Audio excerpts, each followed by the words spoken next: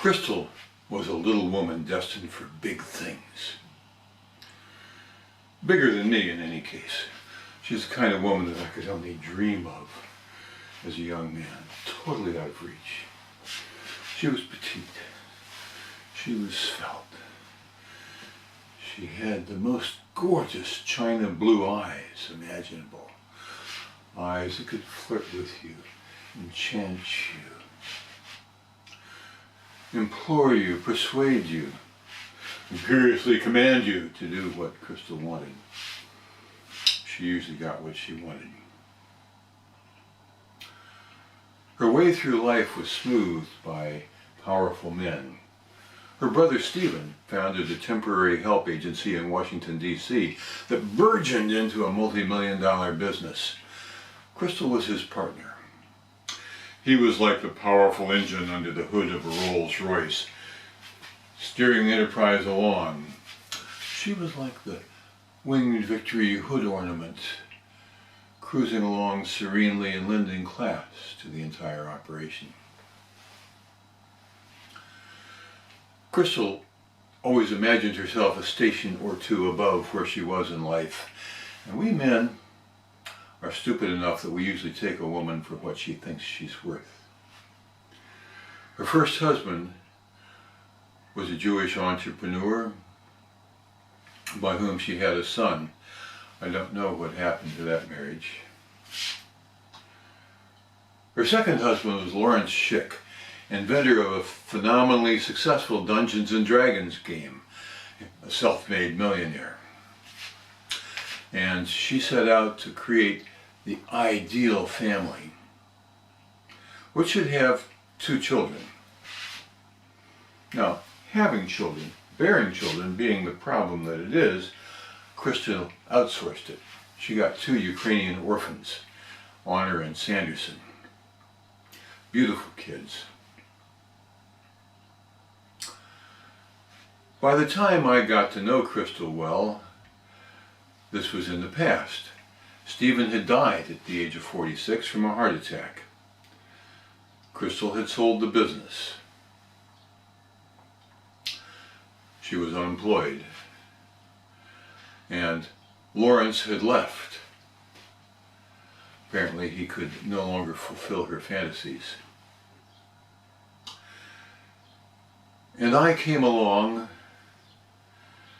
as she needed somebody to tell stories to about how wicked Lawrence was in fighting for child custody, and how unfeeling the headmaster was.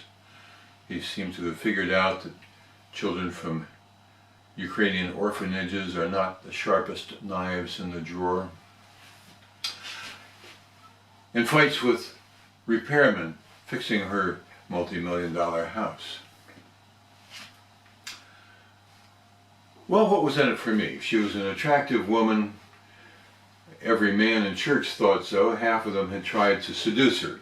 Washington having the morals it does, you know, Bill Clinton. And she swore she could have more children. I took her to be in her mid-40s. It turned out early 50s was more like it. That was out of the question. But she would tell you the story you wanted to hear. Anyhow, I took her out to nice restaurants, and here and there, I always wound up paying, which I could afford. But when we took an expensive vacation together, I said, we're going to split this 50-50. Needless to say, I never got my 50%. And along the way, I asked her, you know, we could get a little bit familiar with one another if we're boyfriend and girlfriend. She said, oh no, I can't do that. Well, why not? Well, I have to be faithful. Faithful to whom? To my boyfriend, Robert. I never heard about Robert. He teaches me photography. But don't worry. When your divorce becomes final, we can get married and live happily ever after. Didn't strike me as the deal I wanted. But I was going to Ukraine soon. I already had my ticket. I took her to the church charity ball where all of the men looked on with jealousy as I danced with this young beauty. And one of the women took me aside and said, "Watch out, she's poison." I went to Ukraine and I decided my future lay here and not there.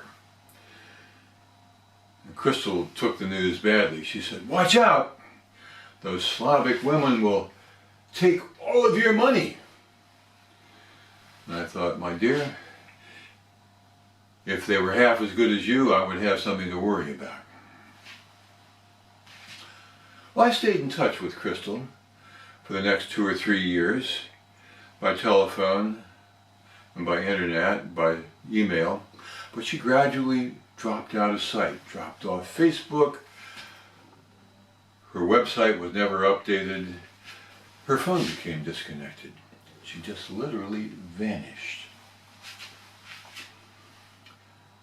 It calls to mind a quote from Robert Herrick of 300 years ago. Advice to a virgin: "Gather ye rosebuds while ye may." Crystal had everything going for her early in life, including great beauty. She did not capitalize on it to build a solid life. And when youth and beauty left, and she could no longer find a fool to take over, she was left with nothing.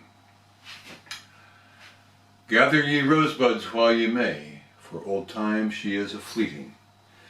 And time ran out on Crystal, Madam Toastmaster.